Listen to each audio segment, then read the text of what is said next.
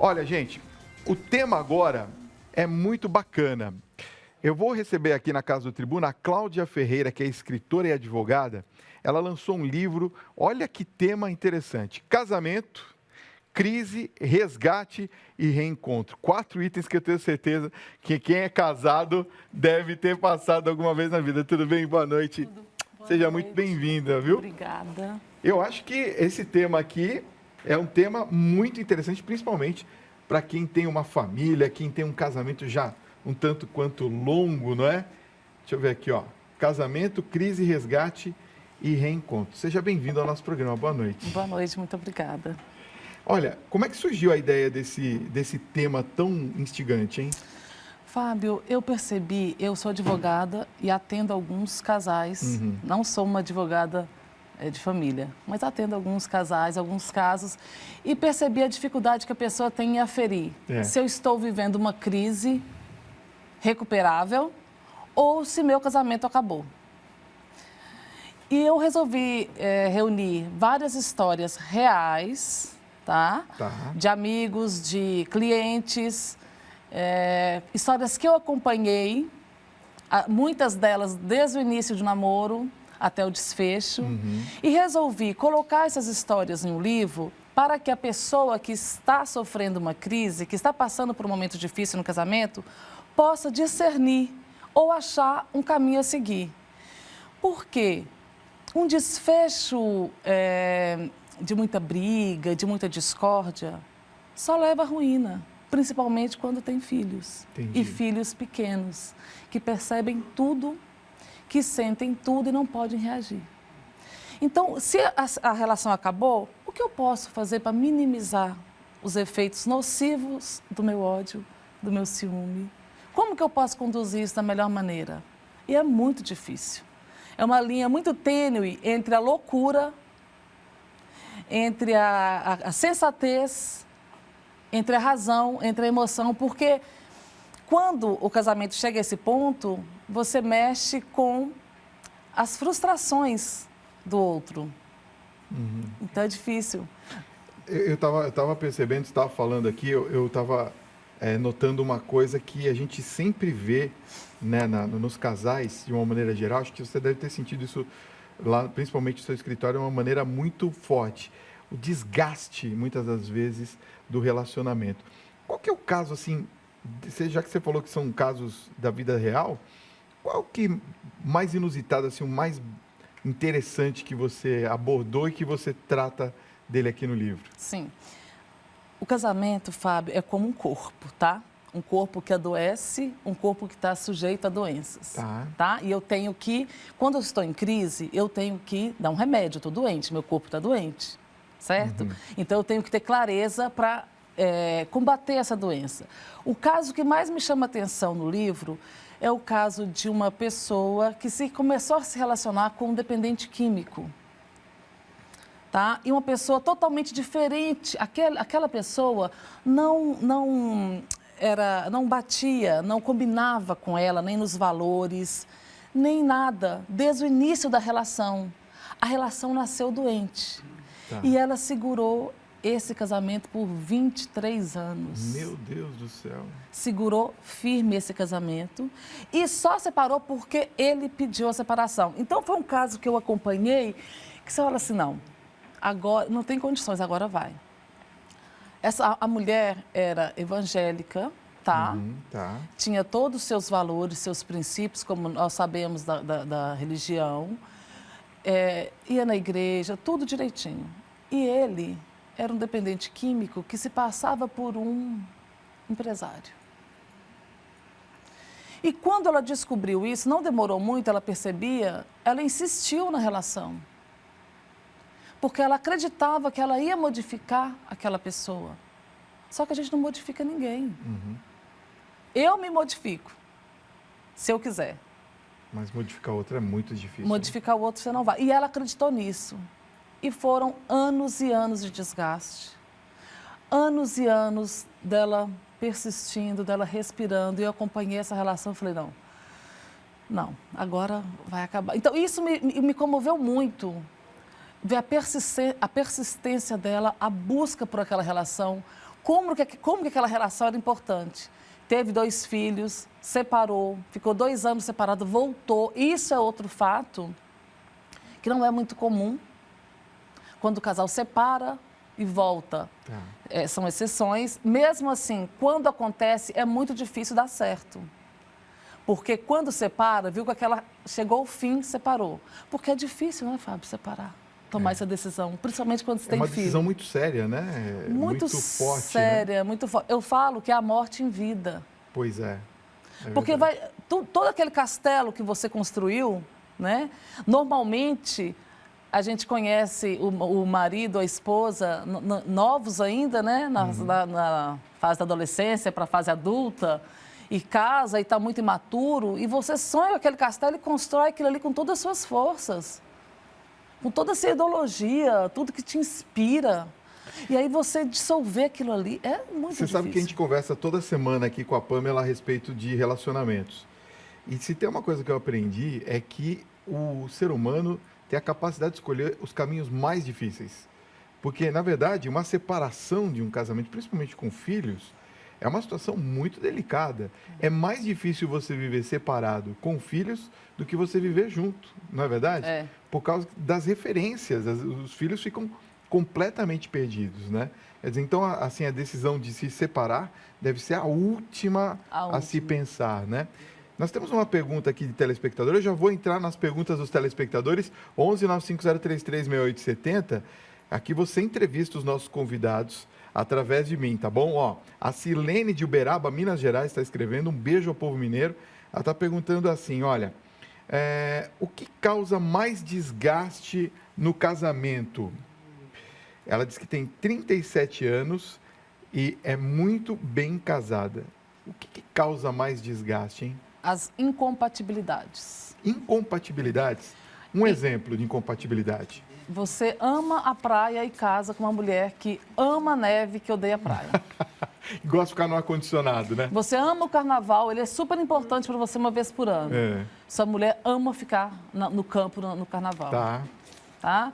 Você é uma pessoa religiosa, que cultua, vive dentro da igreja e casa com um dependente químico que acha ótimo viver nesse mundo. São incompatibilidades. Eu preciso ter, no mínimo, algumas compatibilidades necessárias, como social, intelectual, financeira. Senão fica muito díspare, fica um muito distante do outro, né?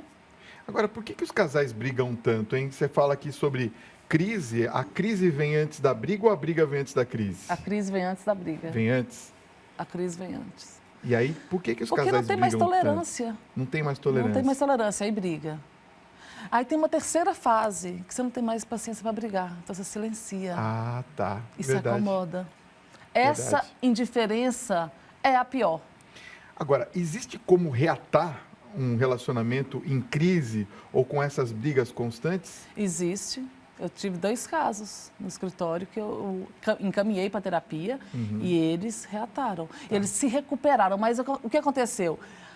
Perceberam a crise, a doença do corpo, naquele tempo, e conseguiram curar. Trabalharam os 2 juntos, né? Expor, diálogo, está acontecendo isso, a nossa relação é muito importante para nós 2, eu creio, então nós precisamos tratar disso. Ok, então nós vamos tratar disso. Agora, quando já não tem mais, passou a fase do diálogo, passou da briga, foi para o silêncio, então não desista nunca. Está em crise, não desista, conversa, se quiser recuperar. Uma coisa que eu queria perguntar é daqueles casais que vivem mal, a gente falou agora de separação como última instância, mas também tem aqueles que vivem mal e não se separam por medo, né? A grande maioria. Como é que você vê? É uma relação doentia isso? Muito nociva aos filhos, muito nociva. E não separam porque tem medo, né? A mulher, vou ficar só, eu estou com idade X, a mulher ainda tem muito.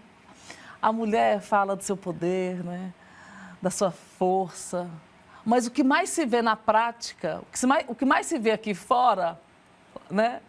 São mulheres dependentes emocionalmente do homem. Empoderamento, feminismo, não pode mais me cantar porque é assédio, não pode isso, não pode aquilo. Não pode, É. né? Eu estou distante disso aí, eu quero tudo correto. Eu me distancio da realidade.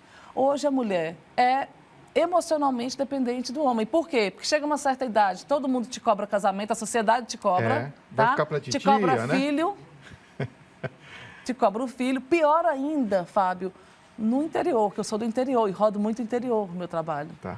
Então, a cidade grande não consegue perceber isso. Mas o interior é uma cidade que todo mundo te cobra, todo mundo te conhece. Então, a mulher do interior ainda é pior. Ah, ela é poderosa, ela veste a roupa que ela quer, ela compra o carro que ela quer, ela ganha dinheiro, ela faz e acontece a mulher.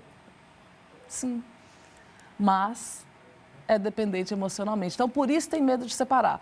A mulher tem 2 medos de separar. O segundo, o primeiro eu acho que são os filhos, né? Os filhos seguram muito o casamento. A mulher não quer desfazer do ninho, não quer desfazer daquela família que ela construiu. A mulher, ela é persistente até o último minuto, você acha? Ela é persistente até o último minuto. Porque Mas é ela que mais pede separação. Ah, é? É Ela a que que mais mais pede pede. separação? A Engraçado. maioria é E a mulheres. violência, como é que tá nessa sua pesquisa? Olha, a violência, ela existe tanto na classe A, B, C e D, é a mesma coisa. Em todas as classes? Em todas as classes, os problemas são os mesmos. Poxa. Tá? Droga, alcoolismo, violência, acontece igual. Que coisa. Filho problemático da classe A, classe C e D, da mesma forma. Problema na escola, tanto na escola particular quanto decorrente do núcleo familiar. E a violência, muitas vezes ela encobre a violência, omite, para não abalar aquele ninho. Ela só expõe, faz uma representação, comparece a uma delegacia, quando ela vê que a sua segurança já está ameaçada e dos seus filhos.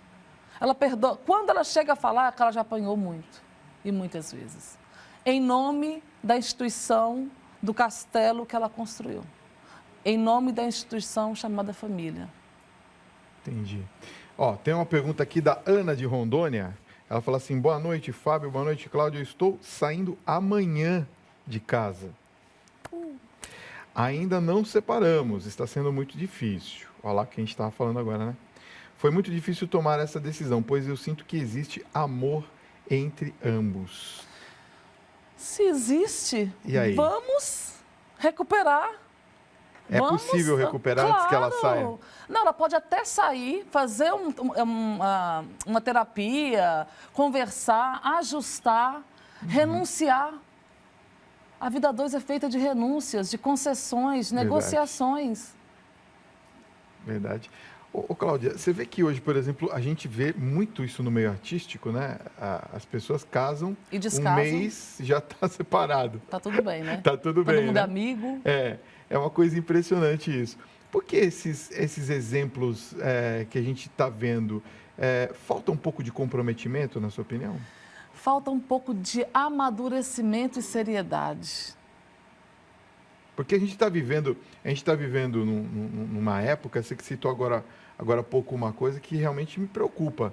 É esse politicamente correto. Quer dizer, a gente não pode falar milhares de coisas. Nada mais. Se você fala uma coisa, ou você é taxado disso ou daquilo, e aí a gente vive numa sociedade onde a gente não pode fazer absolutamente nada. Quer dizer, a gente não sabe por onde caminhar. Esse excesso de regras atrapalha muito o casal, vamos dizer assim? É muito chato, né, esse excesso de regras. Eu acho. Né? Muito chato, é muito artificial. Eu não posso ser eu mesma porque eu não posso me expressar assim, porque eu vou ser rotulada disso e daquilo. Verdade. Né?